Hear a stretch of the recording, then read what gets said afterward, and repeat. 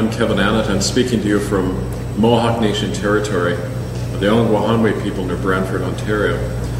I was asked months ago to come here and help uncover what's turned out to be the remains of children who died in these Indian residential schools. That's not even the right term for them. They were internment camps, as we know by now. And for me, this is the end of a long journey that started almost 20 years ago. And it's the start of a journey for all white Canadians, my people, Euro-Canadians who came here and were hijacked by the same religion that murdered these people. Hijacked in the sense of forced to belong to a genocidal institution that was preaching the words of Christ while turning around and murdering people in His name. And it's the beginning of a journey that we all have to face because we caused it. We continue to pay for it. We continue to support these churches by granting them tax credits, by shouldering the burden of them, and even paying for their legal costs when they're confronted with their crime. And so we really are facing a reckoning now, and it's something I've had to face in my life, but each one of us has to face in some way, because as long as we continue to support these churches, attending them, giving them tax concessions, and granting them protection of the law, they are allowed to get away with these crimes. These are the bones of children, as young as 2 and 3 years old, died in this Indian school. Not one person has ever been brought to trial in Canada for these crimes.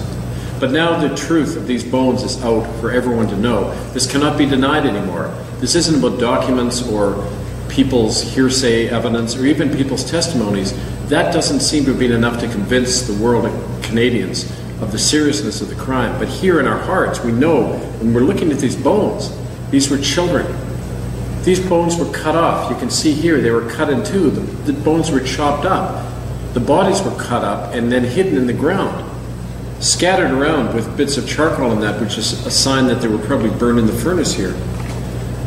And so to remember these children and honor them, we not only have to bring them home for proper burial and confront the churches and demand the evidence from them, but we have to put these churches on trial. And the way we can begin to do that is by, in our own life, taking back these institutions.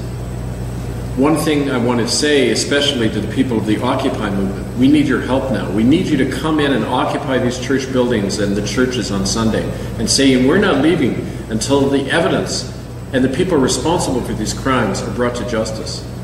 That's an appeal I'm making directly to the Occupy movement to help us. Contact us at itccs.org, at hiddenfromhistory1@gmail.com, and learn how you can become part of the Occupy the Vatican movement. OccupyTheVatican.com, where you can learn about how this is a worldwide movement to confront the biggest and oldest criminal organization on the planet known as the Vatican. We can do that in any community here in the world, and we're going to begin here in Brantford, Ontario. So I invite you to be part of that movement and join with us in the coming year, especially to not only bring the children home, but change the society that did this to them and bring down those institutions that did this to them, so that we can never, ever again have a regime where children can be bought and sold and trafficked and killed, and the people responsible get away with it. We have to end that reign of terror against children now all over the world. So I invite you to be part of that, and thank you for listening to me. And then they want you to respect them. Respect our religions. Religion is not to be respected. You uncover the truth. You say the truth. No matter what.